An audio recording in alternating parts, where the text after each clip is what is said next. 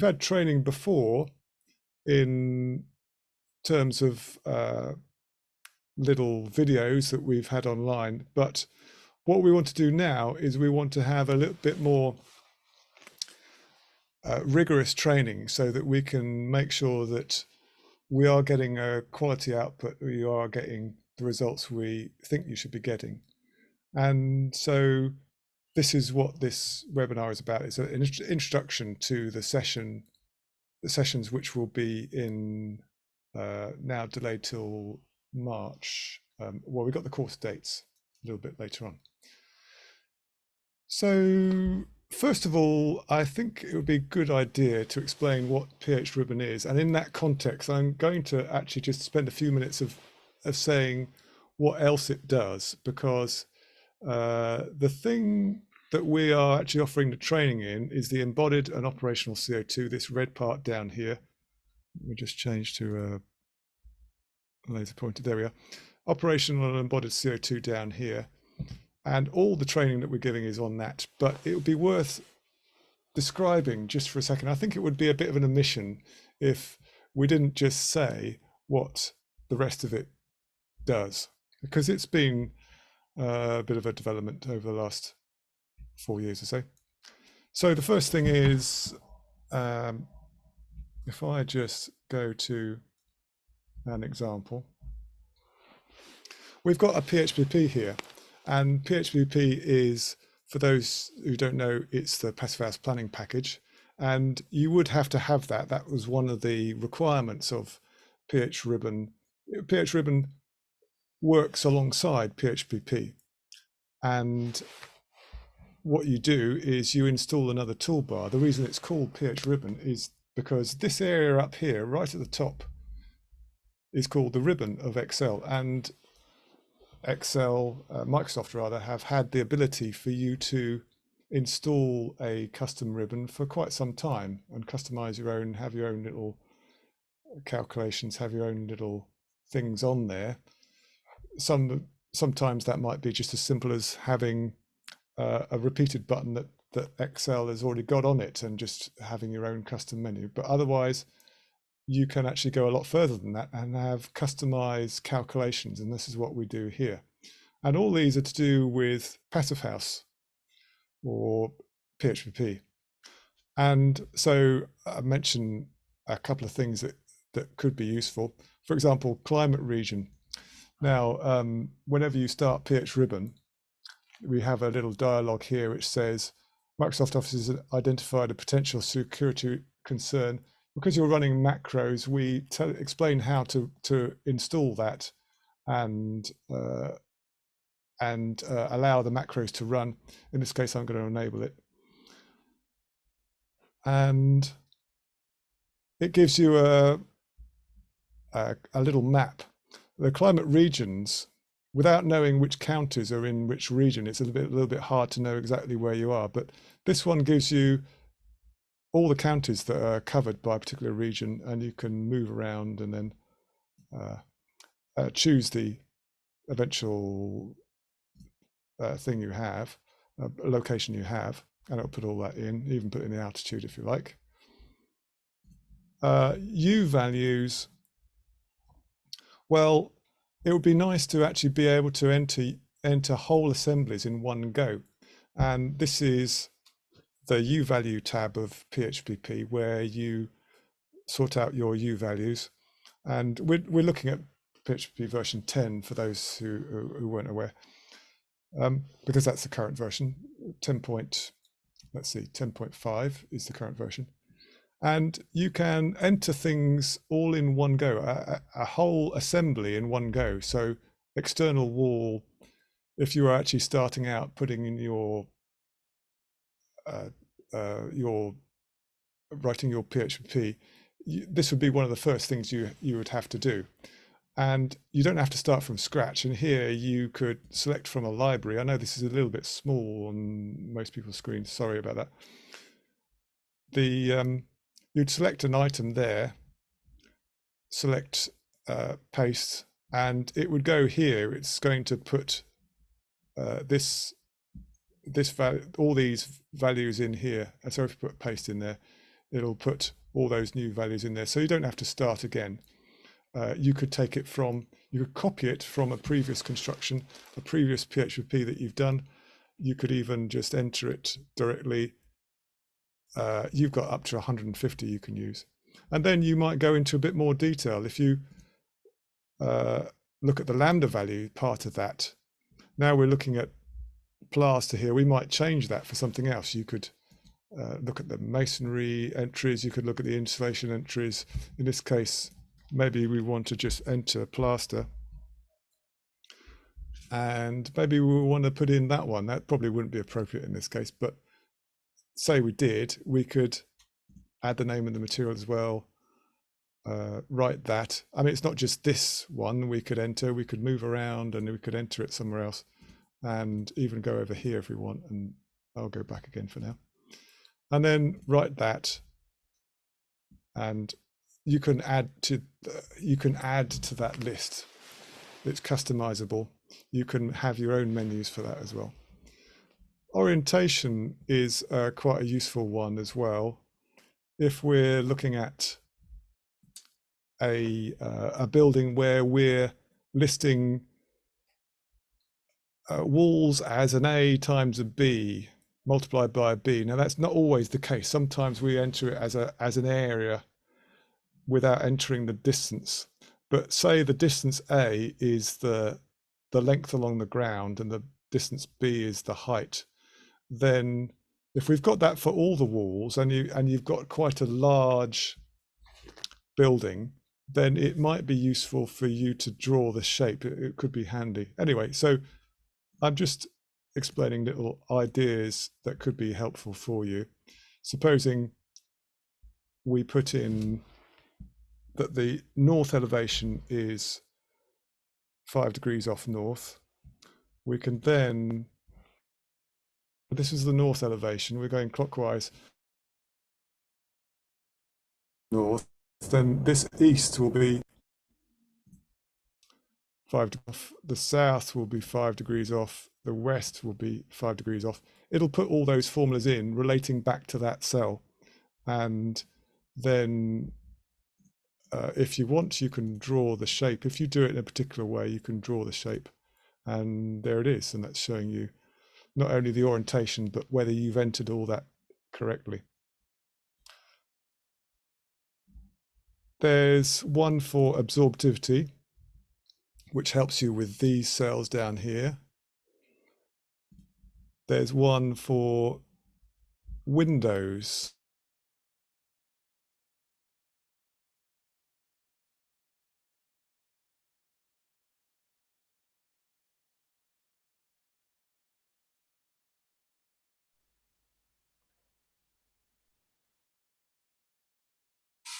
So we're just explaining a few little things that you can do with PHribbon. And one other thing, just before we get on to the other parts of it, is that it enables you to check the PHPP as well. And this is not to take anything away from the check that the Passive House Institute have got. That's very good, very worthwhile, and the plausibility check is really useful.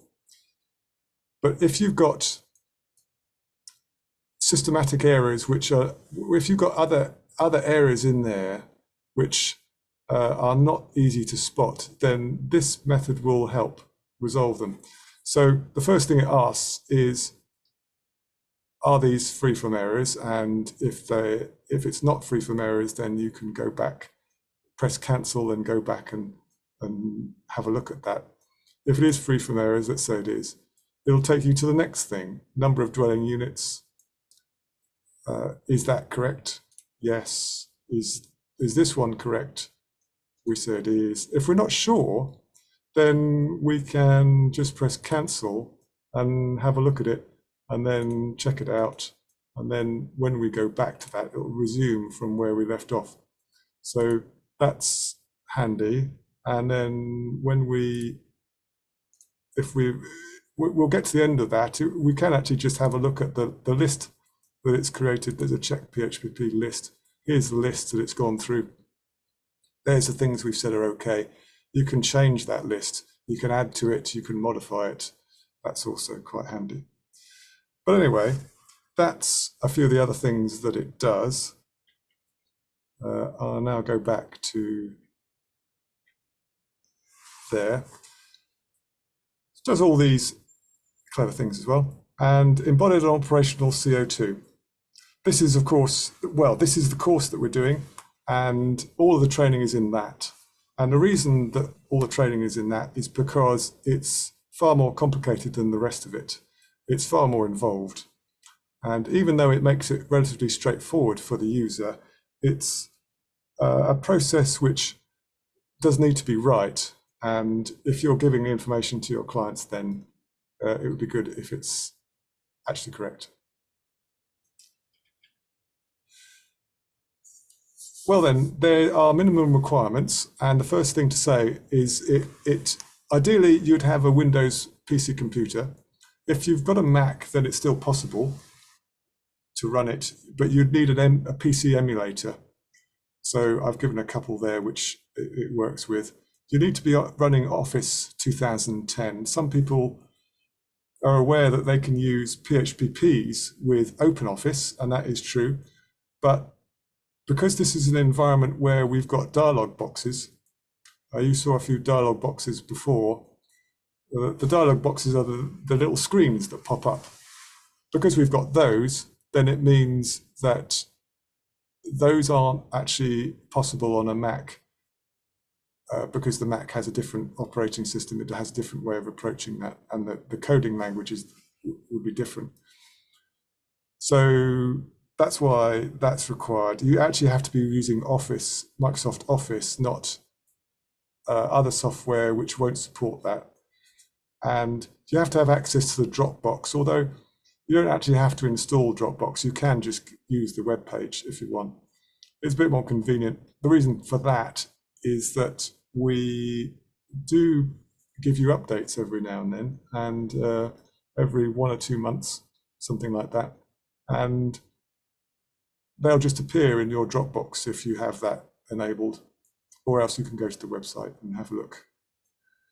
You also need to have a recent version of PHPP. And all the training is going to be using version 10 of PHPP because that's been out for a little while now.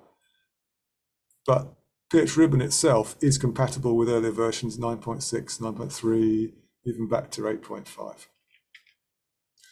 So embodied and operational CO2. Let's talk about some RIBA targets. RIBA 2030, RIBA have a 2030 climate challenge, and within that, they set various targets for operational CO2 and embodied carbon. And the operational CO2 and the embodied carbon are both figures that PHribbon will calculate for you. Sorry, the operational energy and the embodied CO2 are both figures that PHribbon will calculate for you. But also what PHribbon does is it will combine the two. And that's really quite useful because operational energy goes towards the carbon in a way which is dependent on the CO2 factor. That's a little bit fiddly. And you also have to know how that is going to change over time. For electricity, there's a sequence of CO2 factors, a progression of CO2 factors, which we get from the national grid. They have projections, they publish them every year, and we use the latest one that they have. So let's talk about the CO2 itself from embodied CO2. If we take 3 typical passive house constructions, we've got brick, outer leaf, brick and block essentially. This first column is brick and block. The second one is SIPs, and the third one is timber frame. If we graph that using just the first product manufacturing stage, that's called A1 to A3. If we just graphed all that, we'd get something that looks like this. And what we have here is we've got a 0 in there, then we've got the axis there, which means that everything above the axis is an emission. It's the CO2 being created and released into the atmosphere. Below that, we've got sequestered CO2, which means it's stored. And you have to be a little bit careful with that because it's stored for the moment, but it's not stored indefinitely. So what happens when we start including other parts of this process is, oh, by the way, yes, so it's not valid to claim that this timber is negative based on this positive bit being outweighed by this negative bit, because that's only part of the process, as you're about to see. If we include the transport and construction, A4 and A5, and together they're called the upfront carbon, we get that. And if we include a bit more of the use, well, use includes the carbonation of concrete, it includes maintenance of floors, carpets, and lino. There's some cleaning included in that. It also includes in B4 replacement of materials, and we have a reference study period. It's not a lifetime, it's a reference study period of 60 years, which is long enough for most things that will be replaced. Can be replaced in the lifetime of the building. They will be replaced in that 60 years. So it needs to be long enough for that. And for say a product like an air source heat pump, that may have a life of 15 years, 17 years, something like that. There'll be a number of replacements. So it's good that it includes the replacements in that 60 years. If you were just to include the upfront carbon, then you would happily include just one of those air source heat pumps. And that would be a little bit skewed, really, from the overall picture, which is that you have to replace it a few times and then you get a little bit more carbon from each replacement. So that's important to include B4. And then we have, apart from that, the end of life. And the end of life looks at this timber storage possibly entering the atmosphere again, or at least leaving the calculation. It's not just the possibility that it goes into the atmosphere, because that may not happen, but it certainly does leave the calculation. So it's entered the calculation as a negative. It's got to leave the calculation as well. And so it has to be attributed as well. So that more or less balances, well, a little bit balances out. And if we go a little bit broader again, we can include beyond the life, in which you can have credits for module D, it's called. And if we looked at the overall result of all those figures added together, we would get 212 for the first one, 240 for the second one, and 189. That is better. The timber one is better, even though it doesn't necessarily look better from the height of the bar. It's because we're including the storage at the bottom as well. So all these come from a RICS. Well, all the guidance, all the rules come from RICS, and RICS did a fantastic job. There was a first edition that was released in 2017. There's now another edition which is coming into force later on this year, June or July, I think. And they did a great job at taking the EN standard and defining things which were a little bit vague in there. So they've defined, for example, the recovery rates in the UK, how much steel, the recovery rates of steel, aluminium, copper, lots of other things. They've tightened up so that people who do a similar calculation should get more or less a similar result. There are still differences in EPDs they might get, but here's a result that you might get in PHribbon. I've hidden some of the columns just for clarity, but essentially what we've got is a list of materials. We've got materials here, the location where they are over here, and we've got just a bit of a heat map really. It's showing you, by coloring them, it's showing you which are more releasing more carbon by the intensity of the red, and which are storing more carbon by the intensity of the green.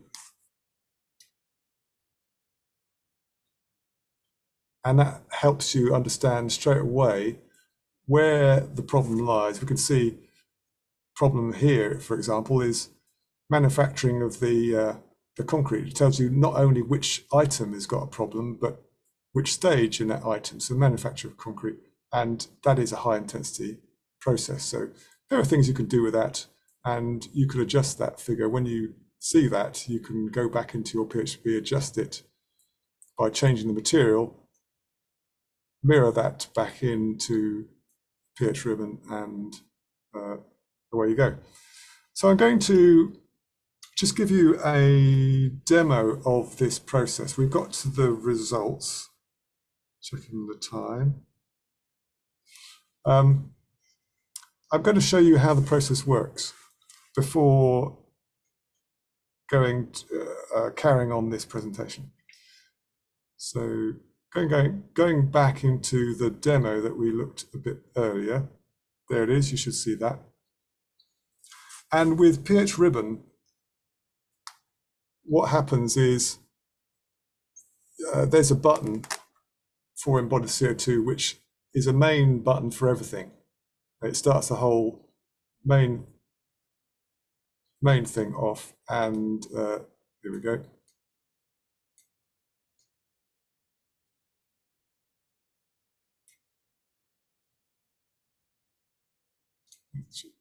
Oh yes, right. It says, now that was, I couldn't see that. Sometimes when I'm sharing my screen, I can't see the box. But what it said was, one of the entries was a dummy entry. And that's another really useful thing about PHribbon, is that it will give you warnings about things. So a dummy entry means that there is no, you've got a U value in there, in this example, which it hasn't actually got a corresponding U value calculation. So it's come from design pH, but it has no calculation. And that would, if we let that happen, then it would mean that you would be missing out a whole section, all that section which would use that U value. Anyway, that's what that is. A lot of clever things like that in PHribbon. So the first thing to do would be to create a new sheet. And it's just showing me the PHribbon at the moment while it's doing that. There we are, I've created a new sheet. And you can see this is a PHPP here. It's created two extra tabs, one called embod and one called embod R. So in the embodied CO2 and also the embodied results, we separated them out into separate tabs just because there's quite a lot on each, too much to put on one tab really. And then you can just go into the first item there, one, and start adding materials. And they're going to start appearing in this list here. You might recognize that this is the same construction we entered earlier, and this is the same material that we entered earlier. It's just taking it from exactly that same list. So if we select that first one, it finds, oh, it's got an entry for that, gives you an idea of what the CO2 is. We can enter that. It will let us carry on to the next one. Protected brick, we've got an entry for that. We can add that one. Then we've got cavity or EPS graphite bead. Well, there's several entries for EPS. This one, I mean, we could choose another one. Let's say it's that one instead. And we just go through it like that, brick again. Write that selection, and Neoport, there we go. And then the render, let's choose that one. So the process can go quite quickly. And then you go on to the next U value. You might want to leave a line. So you can have it, see a line there, and you'd start with the next one, chipboard and write that one. So once you've done all those, you would go back to the main menu and you could add the next thing, which might be windows. In retrofits, you might not have changed the windows, but you might be doing a new build. You can add various windows here. There's as big a list as we have. It's not a huge list of windows, but not many organizations produce EPDs for Windows because it doesn't usually make them look very good. We've got a few for Nordan, for example, and a few other standard types. And when we enter one in, then it'll assume you can apply it to all the windows. You don't have to apply it to all windows. You could say half of them are one type, half of them the other type, but then you'd have to give the areas yourself. At the moment, what it's doing is it's putting all those values in for you. It's 43.46 is all the windows. And then you can see I've exited that little calculation. You can go for lunch, come back to it tomorrow, come back in the next day, and it gives us that reminder, this name doesn't match the name on the U-value sheet. So that's something, oh yeah, 01 cavity wall EWI. Well, that's another nice little check, actually. I can actually just go back and change that, but that affects the quantities. In fact, that would be quite nice to do that, actually, because it affects my quantities here. You might have seen that the quantities are 0, and I was messing around with this a bit earlier. So let's look at that. That should actually be there. And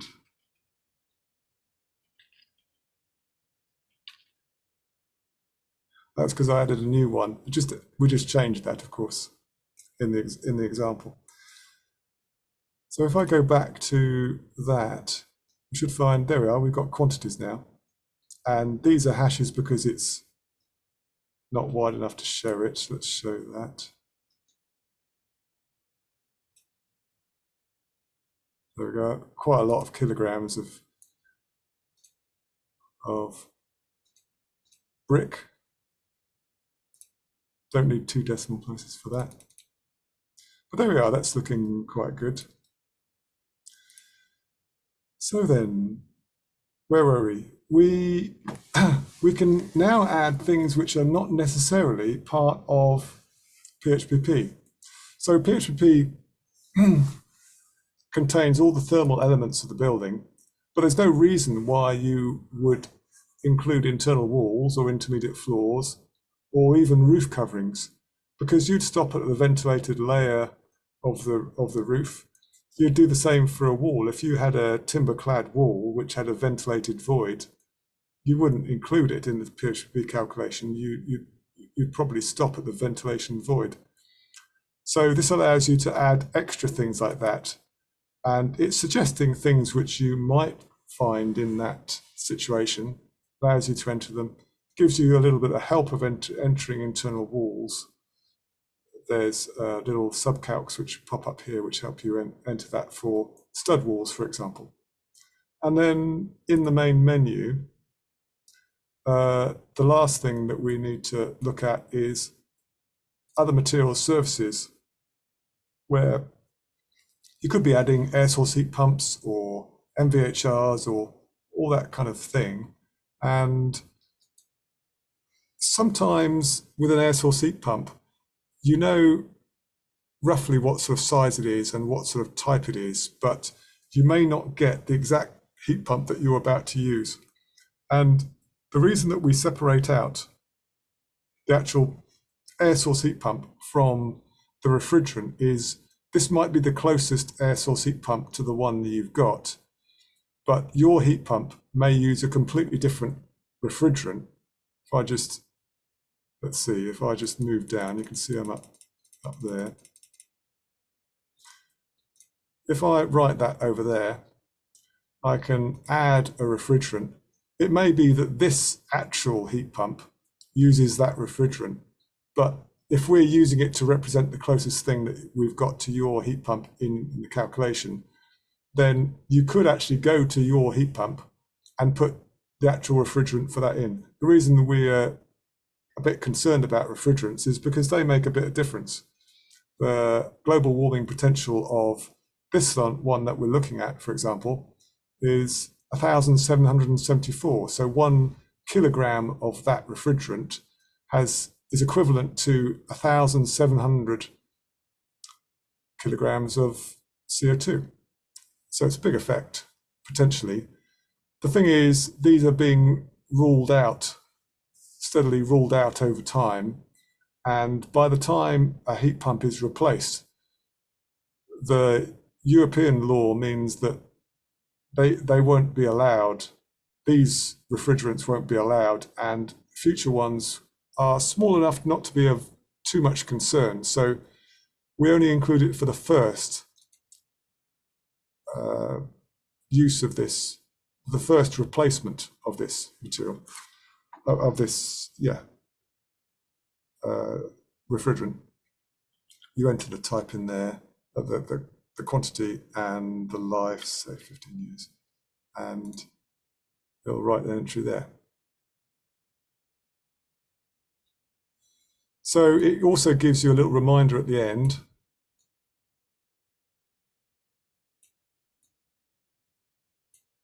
Sometimes I have a problem. I can't see that note when I'm sharing a screen. It's a funny thing, but anyway, it'll tell me that it's written that entry, and it's the thing I described about it only taking account of the first use of that refrigerant rather than the later one. Oh, there it is.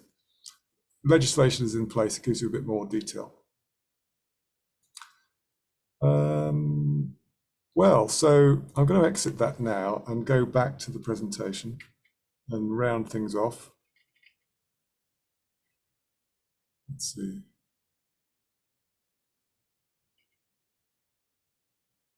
Oh, yeah.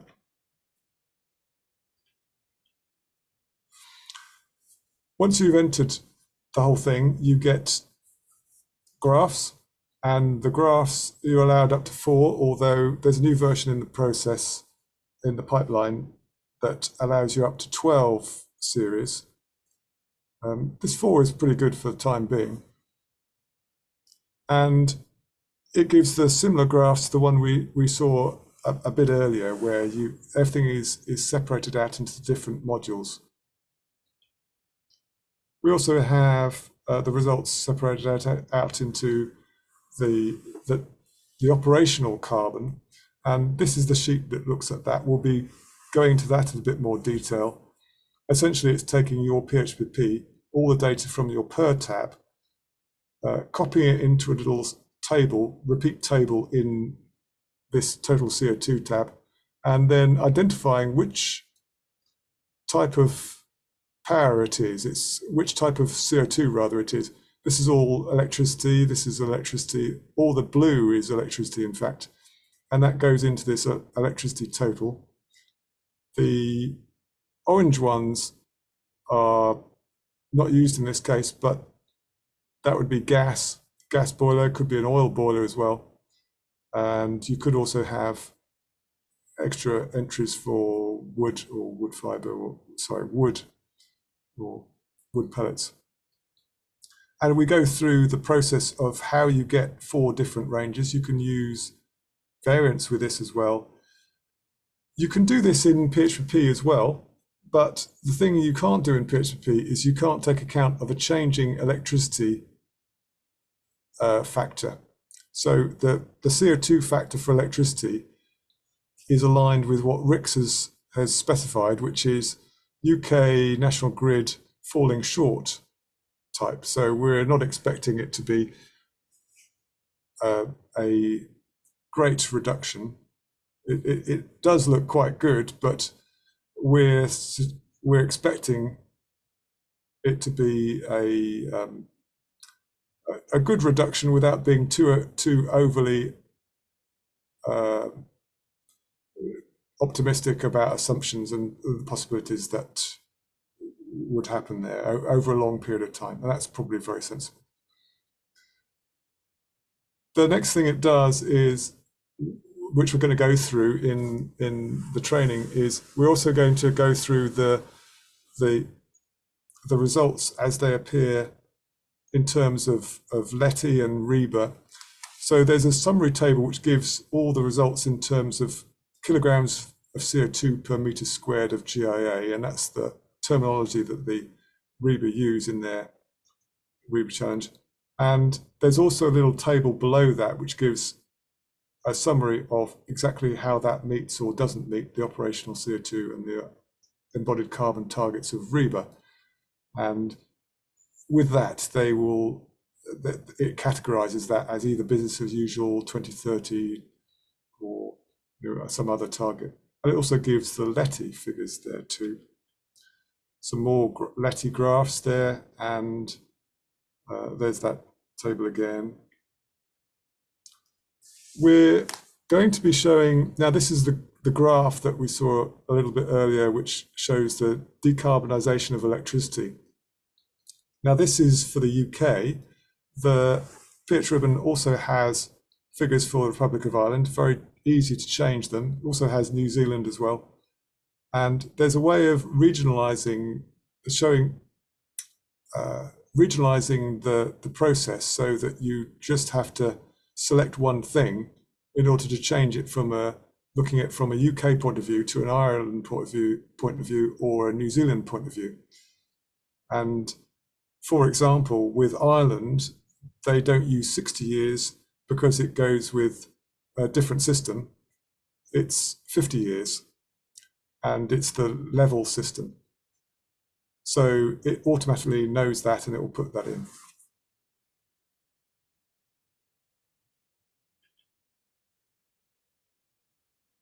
Another thing we'll be covering is how to enter data, how to enter your own EPDs. So this one is actually already in there, Eco Cocoon.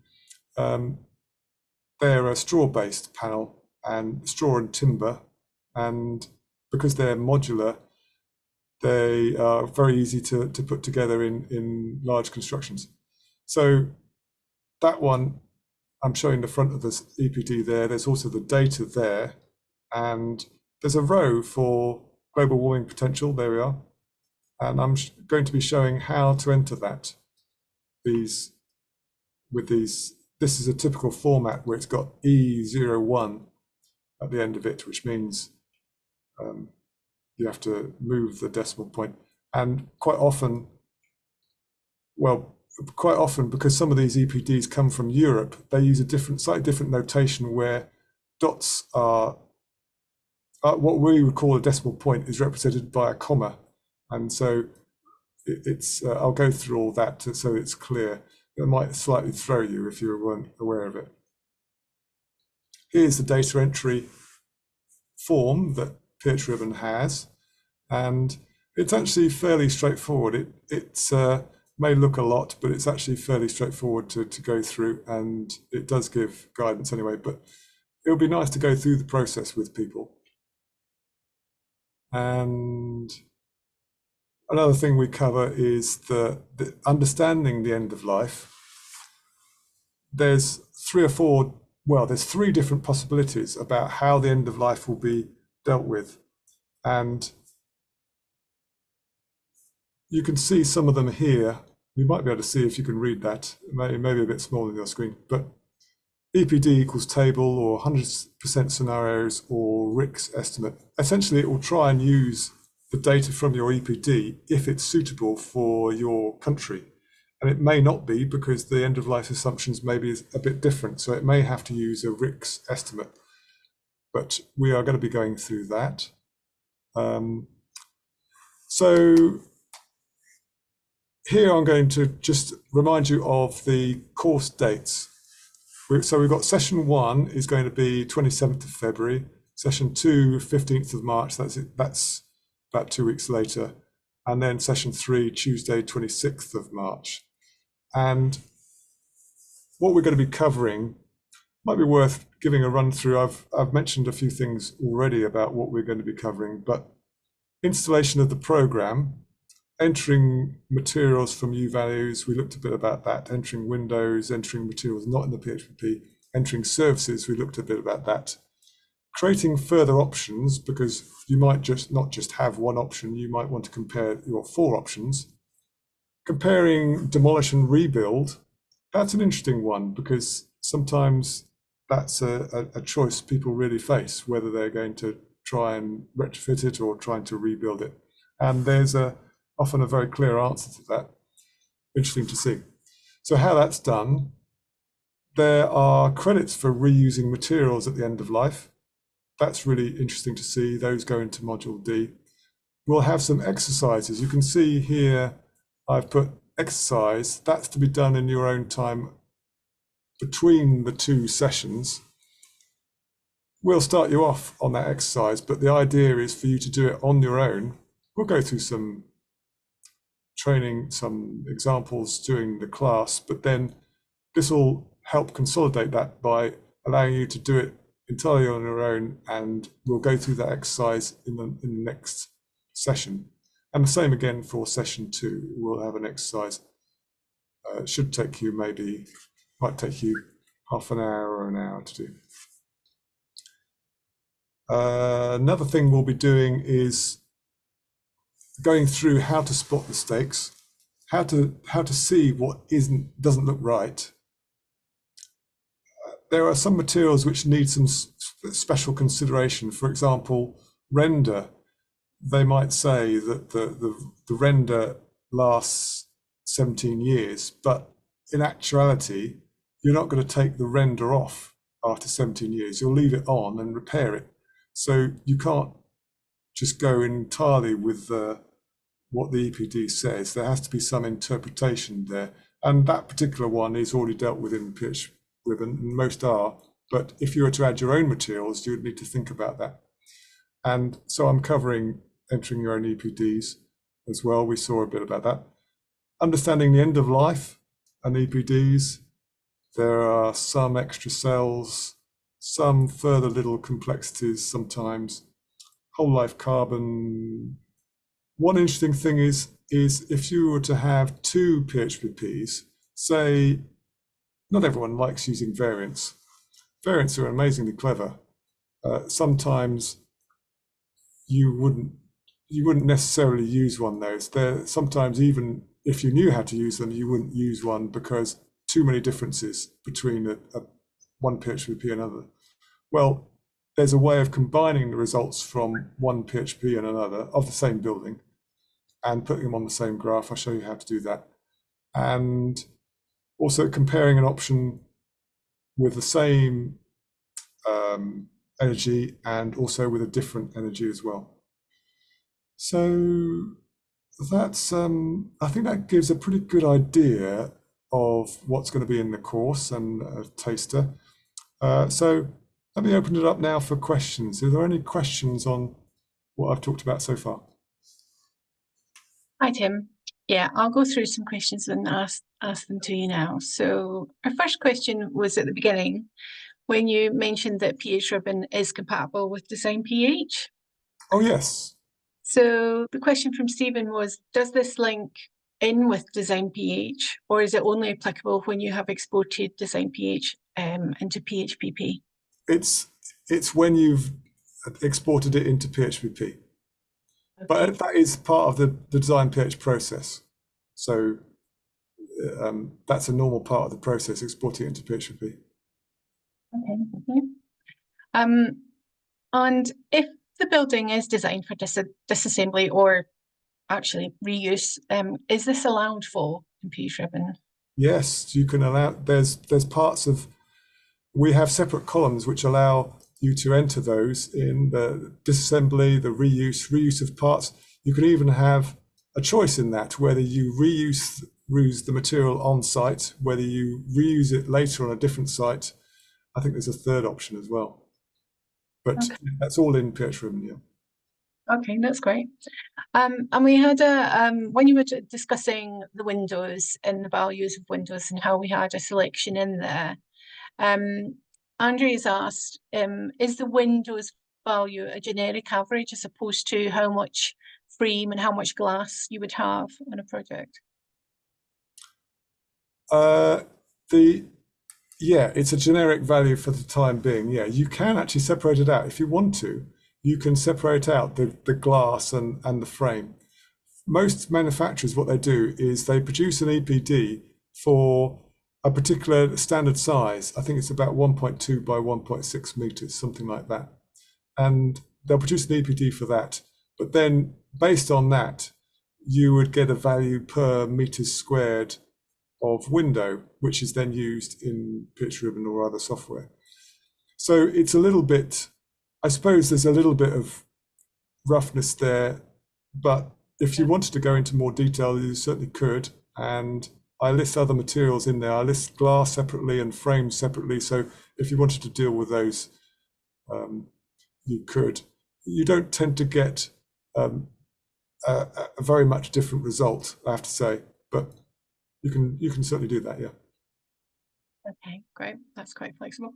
And then, I mean, obviously MVHR is already added to PHPP. Yep. Do we need to re-add this again in PHribbon? Well, the MVHR, yes, is in PHPP, but here you're adding everything separately. So we looked at the U values, adding those. You're adding everything in that that is in PHPP and some things which are outside of PHPP. So you just have to consider everything again, yes. And it's not that difficult. I mean, it takes a moment to add an MVHR.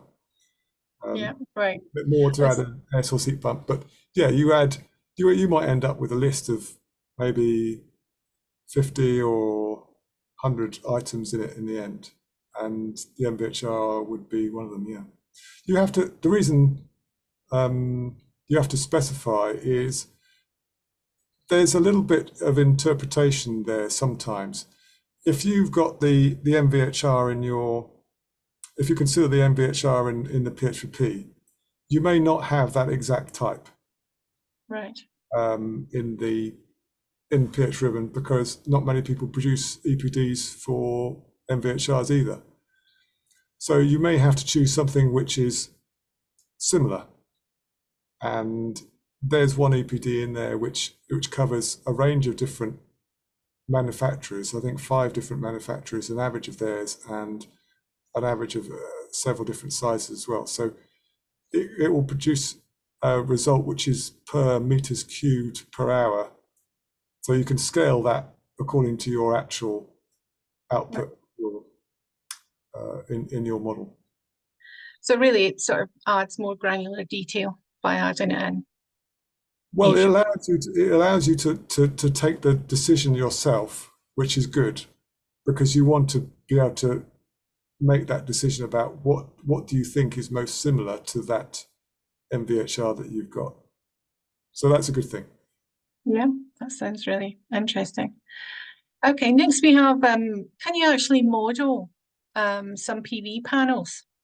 You can, yes, absolutely. We've got a fair number of PV panels in, and PV is important because PV is quite a large embodied CO2. They don't have EPDs as such, but they have a similar thing, and they're entered by, there's a SIBC calculation which produces a standard for many services items, MVHRs, air source heat pumps, and PV, for example. And so there's quite a few PV panels in there, and yeah, you can pick one that's similar to yours. I think you have to be careful with PHPP because with PV, because the choice of manufacturer can be quite important. If you were to, Depends where they're manufactured. yeah, well, it depends where they're manufactured. If you were to pick one like SunPower, for example, they're a really good manufacturer, but they have an exceptionally low embodied CO2, partly because they're making use, I think part of their process is based in Norway, they might be using hydropower, Yeah. and whereas others are not. So yeah, it does. You do need to be careful, and you also need to be careful because Leti, for example, don't include PV in their output for a good reason. They say that PV isn't. You shouldn't be penalising a building for having PV on it. When if you don't have PV on the building, it will be elsewhere. It would have to be elsewhere in the grid. So why would you put that against the building? Which is fair enough. But Reba, well, they're just at the moment they're just deciding whether they want to. They're aligned with Leti. They want to align with Leti, but they're just deciding exactly where they're going to go on that. Yeah. Because sometimes under planning, you can't put PVs on the roof or in the building. It has to be somewhere else. Oh, well, yeah, maybe, yeah. Okay, so we've got another question here about one of the options that you had in the results graph. And it was for cost priority. And the question here is, have construction costs been added into PHribbon? There are costs. There are some retrofit costs which are in PHribbon. Yes, we started them a little while ago, and they probably need updating. But in any case, in the last few years, costs have changed hugely anyway, and there's a lot of regional variation in them. So you'd want to really adjust the actual costs. What it'll do for you, though, it'll do the calculation for you, and it'll do it in terms of net present value, which is really quite handy. That's how a lot of people, well, commercially, that's how people think in terms of costing a building. It might not be the way the householder, or maybe it is. I don't know. Okay. I think we've got still another 7 questions, so we'll try and be quick so we can get them all, because there weren't that many, but they're all really, really good questions. This one is, are you able to confirm what source data is for the air source heat pump refrigerant for the global warming potential figures? What source data? By PHribbon. The source data has been used, yeah. I mean, he's basically asking, is that did you use ICE, or did you take, the project CPDs, or? That's an interesting one. Yes, I'm not sure exactly where it comes from. There is, it's probably listed because there's all the products which are used in PHribbon have a listing in the materials tab, even including the refrigerants. I think it's probably in that list, and if it's not, I could find out. But we could certainly go through that on the course as well. Yeah. But we do use in PHribbon, information from the ICE database and also project. Well, also with a refrigerant, the only thing that matters is the global warming potential, and that global warming potential figure is not usually a matter of any. It's not usually debated too much. You'll have a global warming, a fairly set global warming potential of a refrigerant gas, and so it might just be standard figures that I've got that from. There's a document which has all the pretty much all the refrigerants. I think it was produced by Elementa. Really great report on that. I mean, this next question is one which is quite similar, and I think the answer to it is no, but I'll refer to the designer and developer. PHribbon, does it align with one click? I think the answer is no. Align? Well, why would you want to align with one click for one? Okay. Are you saying you want to use both, or are you saying you want to be able to produce the same answer? I think probably what you're getting at is, would you get the same kind of result? Yes. If you use PHribbon to one click? Well, you would get the same kind of result because you got the same kind of process, but within that, you've also already got different processes, different ways of looking at it. One click is a large international database with millions of pounds of investment, and costs about £600-700, I think, at the cheapest rate to actually to buy or have a license for. Whereas PHRibbon is lot smaller deal than that. So ultimately, if you're wanting to spend that much money on one click, and people do tell me it's a bit slow of a process. I can't argue with the amount of investment they've put into it, but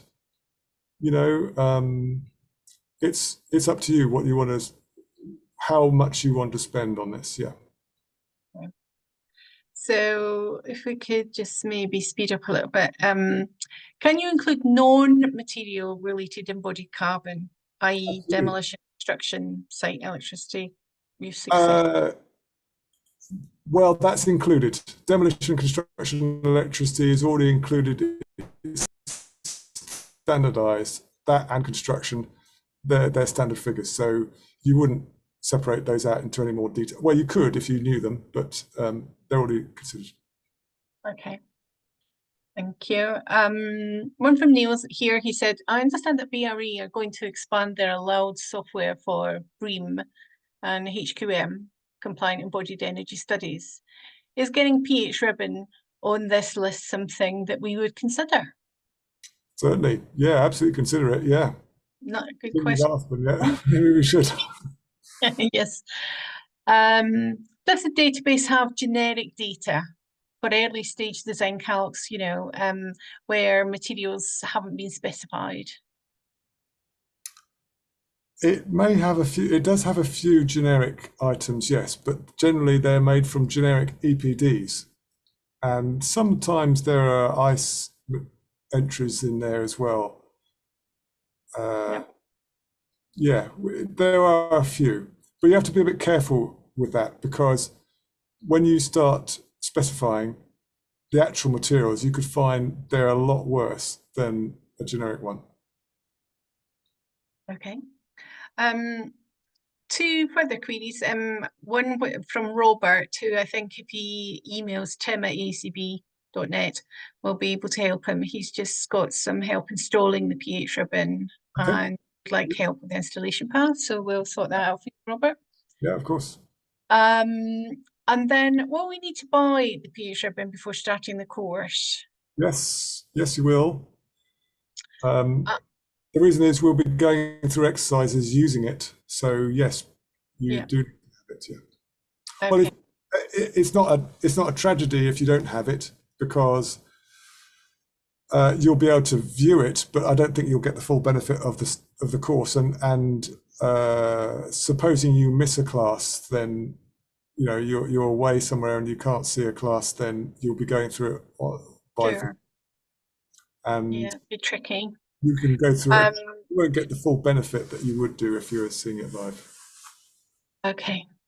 But it's not an utter necessity. But I think for members it's 200 plus VAT, and for non-members it's 250 plus VAT. But we will confirm that if you click on the website, Stephen. It does tell you how much the PHRibbon costs on that, just in case I'm incorrect. But I think those are the latest prices. And then finally, sorry, the whole point of the course is to make sure that you get accurate answers. If you're just playing around with the software and you don't really mind what the answers are, then okay, you could probably do that without the course. But once you start sharing that information with clients, then it becomes really quite important that you haven't made any mistakes. And that's the point where you have to make sure that you understand what you're doing. Yeah, and what you're presenting. Last but not least, Patrick. Hi, Patrick. Thanks for doing this taster session. And he's asking, do you have any tips for using variants in PHPP and PHRibbon?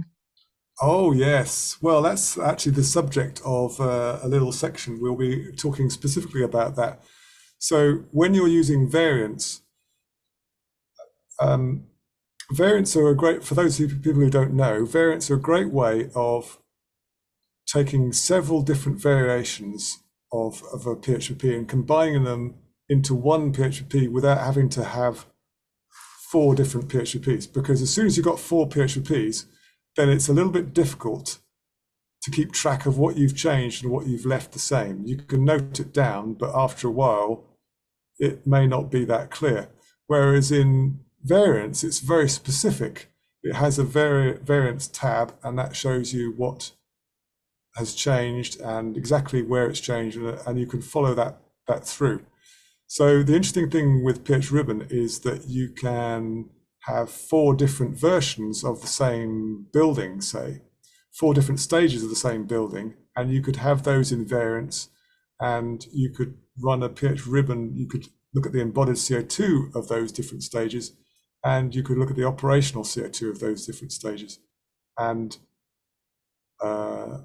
we'll also cover how you do that if you did have separate PHPPs, but that's a very interesting thing. That's probably something that people will have to do quite often, yeah. Yeah. So it allows you to make comparisons on different models and test Absolutely. it a lot That's easier. what it's all about, making comparisons. That's what we're doing, really. Okay, and last but not least, we have a question here from Jackie. Hi, Jackie. She says, on many occasions, we have to do an assessment for the Greater London Authority, and we would normally do this in one click. But it'd be interesting to know if the data and results would be similar, or would using the PHribbon be better? I guess that's a much longer discussion. Well, would it be better? It's compatible, I know that, because I know it meets the requirements of the Greater London Authority. So it's well, I've never done that comparison. I couldn't say, but I know the software is accurate. It has been professionally checked, and it will probably give you a much quicker result, because actually it works in PHPP, and one click doesn't. You'd have to enter all the materials separately from Yeah, one. would slow down the process considerably, wouldn't it? But another thing I should also say, that the quantities that you have, you saw there that PHribbon puts all the quantities in there for you. Well, it is of course using external dimensions for that, and that's because PHPP uses external dimensions. That's a starting position. If you're wanting a more accurate calculation, then you can modify those quantities. You might be able to look at your drawings and modify the quantities for, when you've got different layers of wall, then the actual quantity of the inner layers will be progressively less than the area of the outer wall. Yeah. You can take that into a calculation. You can just overwrite the quantity figure. But you might start with a rough figure from PHribbon. I think there's only 2 more, if we can quickly fit them in. How extensive is the material database, EPDs, on PHribbon? I think there's about, 600 entries in there at the moment, something like that. It's quite a lot. You Yeah, can add quite a lot. you can add some of your own by looking at product CPD, can you? Let's just see. Wait a minute. PHribbon.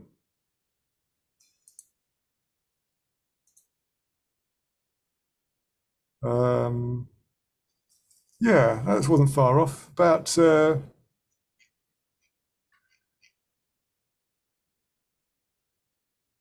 we're up to row 872. So it's a fair bit in there, yeah. Yeah, quite extensive. Okay, well, I think that's us done. I'd just like to thank you all for your for the majority of you for staying on and listening to the Q&A. Obviously, if you want to sign up for the course, please go to the ACB website and training. And if you have any training queries, please email at training@acb.net. Or if you'd like to speak to Tim further, it's tim@acb.net. Great. Hope you enjoyed that. Hope to see you on the course as well. Thank you, Tim. Thanks, everybody. Bye. Bye.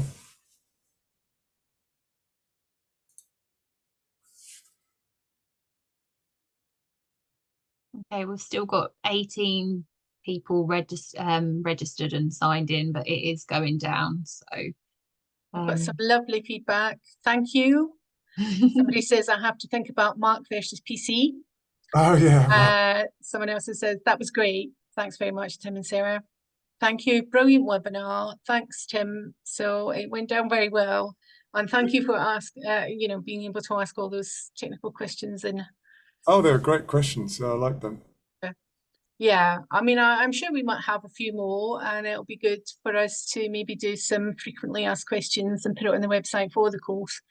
Well, the idea with these, the idea is that these sort of questions will be answered in the course. So as a taster, it's giving you a flavour of the depth of the course and really what sort of thing you might learn and what sort of thing you might be able to cover. So I think even if you haven't had your question answered, you know it would be in the course, and it gives you a flavour of where the whole thing is going. Yeah.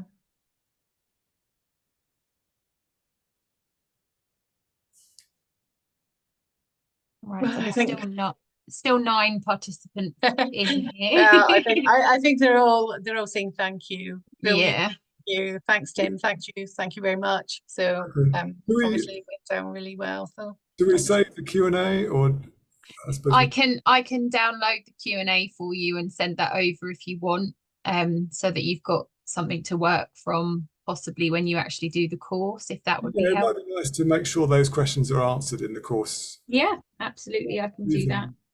Align some of the material so it does answer those questions. yeah, I think we can also add now in your further detail in the sessions, which will be really good for people potentially looking at the course. So if you could send them over to us, Tim, we will have a look at expanding the sessions and what they're going to entail. Oh, right. Yes, exactly what's going to be in each. Yeah. Yeah, because it's just slightly brief at the moment, but if we added that in, and also I do think it would be worthwhile doing some frequently asked questions. Some are on the web page, but I think it just helps people. Yeah. And I think the other thing that was really good is that we managed to answer 38 questions. So in between Michelle answering a lot, and questions too. Yeah. that was really good. Oh, phone call. Sorry. Okay. Well, thank you very much, Tim, and everybody for joining. Okay. Good. Okay. If you're happy, Trish, I will end the session. Yep, that's great. Thank you so much. All right.